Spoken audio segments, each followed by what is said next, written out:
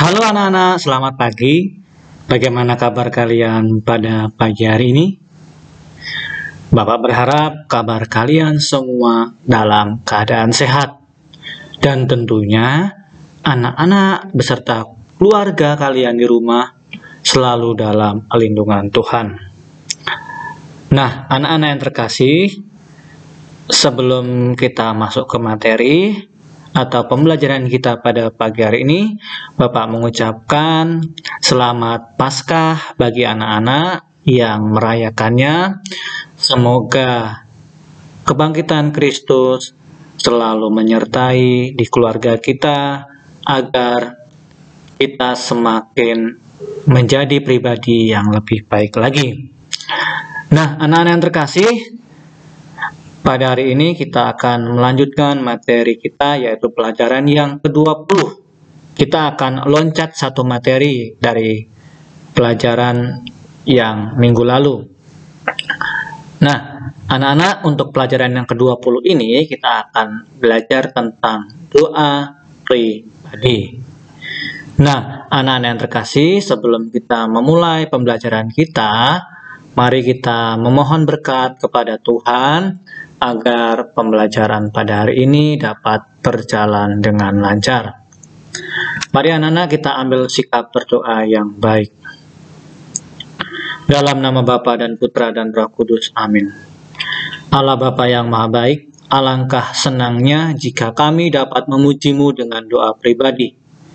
Kami percaya bahwa Engkau akan selalu beserta kami. Bantulah kami agar hari ini kami bisa belajar untuk mendalami makna dari doa pribadi. Sebab Engkaulah Tuhan dan pengantara kami. Amin. Santo Carolus Borromeus, doakanlah kami. Bunda Elizabeth, doakanlah kami. Maria Bintang Samudra, doakanlah kami. Amin. Dalam nama Bapa dan Putra dan Roh Kudus. Amin.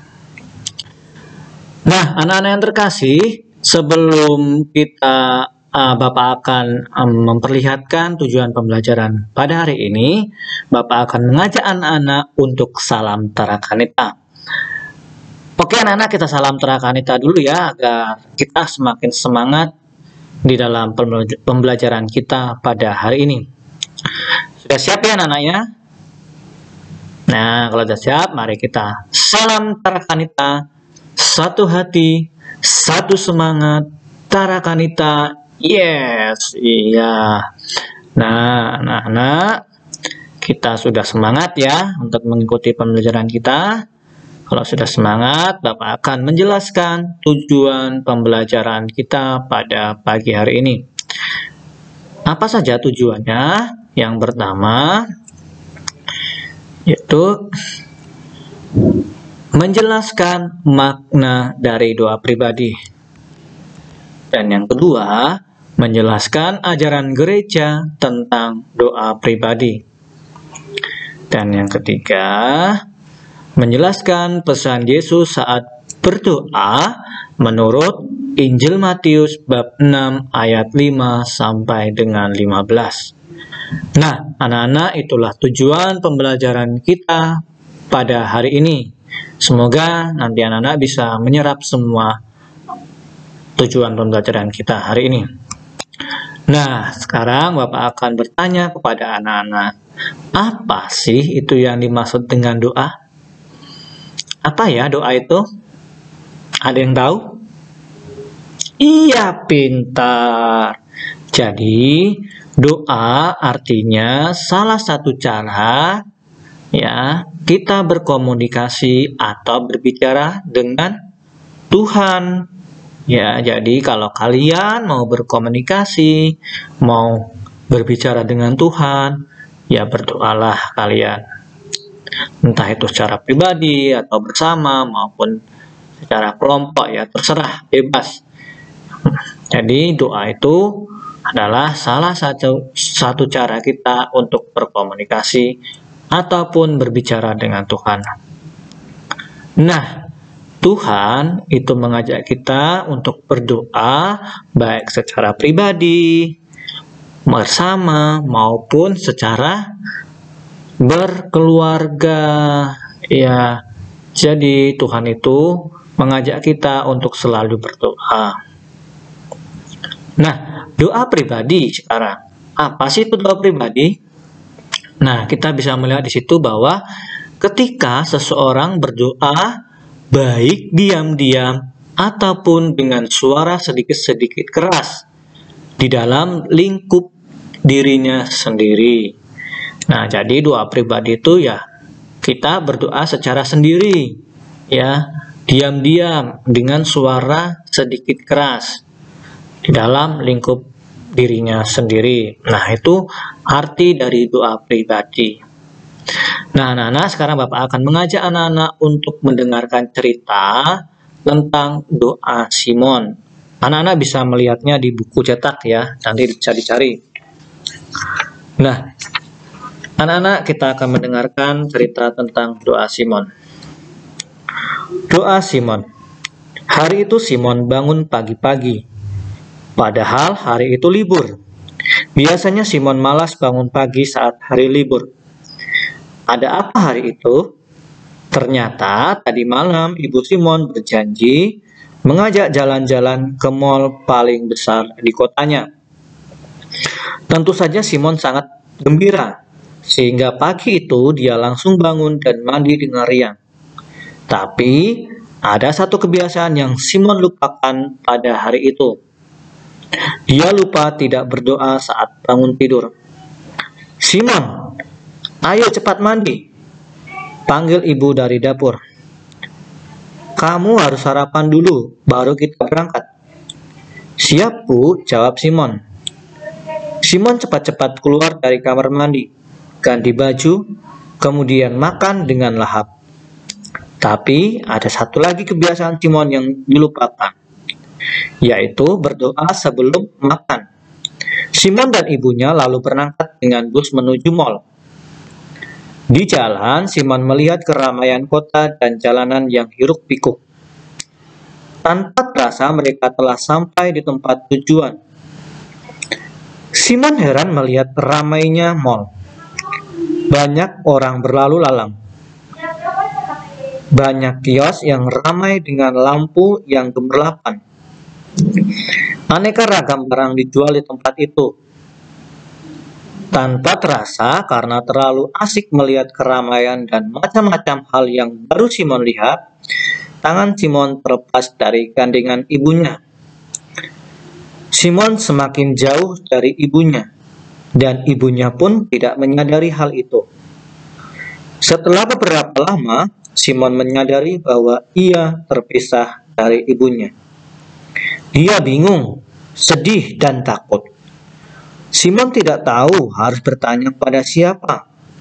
Tidak ada orang yang ia kenal. Semua orang sibuk dengan diri mereka sendiri. Ingin rasanya dia berteriak, tapi itu tidak mungkin. Dan belum tentu ibunya mendengarnya. Apa yang harus ia lakukan? Dia membayangkan dirinya tidak bisa pulang karena dia tidak menghubungi ibunya. Dalam kebingungan dan ketakutannya, Simon ingat kepada Tuhan. Simon pun mencari tempat yang agak sepi di pojokan. Dengan penuh kepercayaan akan kebaikan Tuhan, Simon berdoa kepada Tuhan. Tuhan, tolonglah aku. Aku tersesat. Aku terpisah dari ibuku. Pertemukan aku dengan ibuku, Tuhan. Tuhan, ampunilah aku, karena dari bangun tidur tadi aku sudah melupakanmu dengan tidak berdoa kepadamu. Amin. Doa yang diucapkan dengan sungguh-sungguh dan penuh keyakinan akan kebaikan Tuhan ternyata didengarkan oleh Tuhan. Tak lama kemudian terdengarlah lewat pengeras suara namanya disebut, dan dia ditunggu oleh ibunya di ruang informasi. Betapa senangnya hati Simon. Dalam hatinya dia pun langsung berterima kasih pada Tuhan yang telah mendengarkan dan mengabulkan doanya. Nah, anak-anak terkasih, itu tadi cerita dari doa-doa yang dipanjatkan oleh Simon. Nah, anak-anak, dari cerita tadi kita bisa melihat bahwa kisah tersebut tentu membuat kita semakin memahami besarnya arti doa secara pribadi bagi kehidupan kita. Nah, cerita tadi Simon lupa untuk berdoa saat mengalami peristiwa menyenangkan. Sama ya, kadang kita juga kalau lagi senang kita lupa akan Tuhan. Nah, di situ ketika yaitu akan diajak ibunya jalan-jalan ke mall, ia bangun dengan buru-buru. Tetapi dia menyadari kesalahannya dan mohon ampun kepada Tuhan. Kemudian dengan segenap hati dan percaya akan kebaikan Tuhan, Simon berdoa kepada Tuhan saat dalam kesulitan. Dan Tuhan telah membantu Simon di dalam kesulitannya. Nah, anak-anak, dari cerita tersebut mengajak kita untuk selalu ingat kepada Tuhan. Ya, baik itu ketika kita lagi senang, lagi susah, kita akan selalu ingat kepada Tuhan. Kita selalu bersyukur apa yang Tuhan berikan kepada kita. Nah, anak-anak, semoga anak-anak juga bisa selalu bersyukur dan selalu ingat akan kebaikan Tuhan. Ya. Nah, anak-anak, sekarang Bapak akan mengajak kalian untuk melihat video bahwa Tuhan mengajarkan kita untuk berdoa itu seperti apa. Kita akan melihat di video dari Injil Matius bab 6 ayat 1 sampai 15. Mari kita lihat bersama-sama.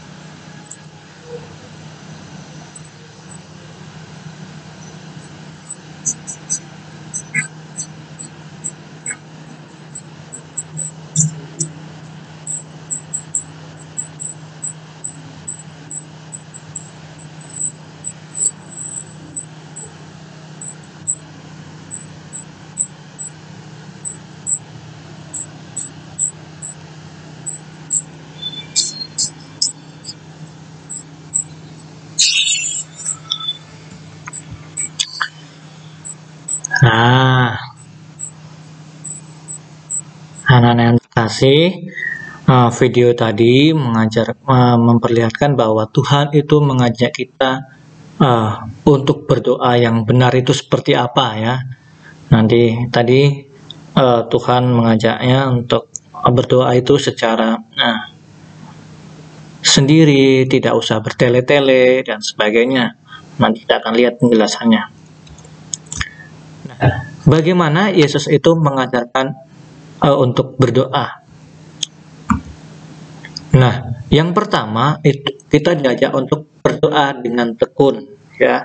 Jadi, maksudnya kita setiap hari, entah itu ketika bangun tidur, mau makan, dimanapun kita diajak untuk selalu berdoa dengan tekun.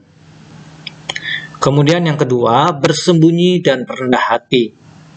Ya, kita diajak untuk berdoa secara rendah hati ya, dan bersembunyi. Ketiga, berdoa dengan tidak bertele-tele.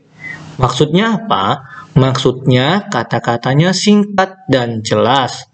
Jadi tidak usah terlalu panjang.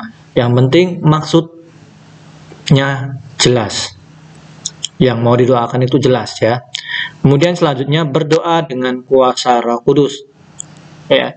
Jadi Tuhan itu mengajar kita untuk berdoa dengan kuasa Roh Kudus, bukannya dengan kuasa setan ya.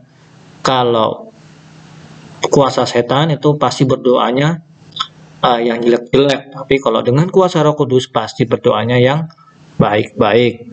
Nah, itulah Yesus mengajarkan kita untuk berdoanya yang baik seperti ini. Berdoa dengan tekun, bersembunyi dan rendah hati, berdoa dengan tidak bertele-tele, dan berdoa dengan kuasa Roh Kudus.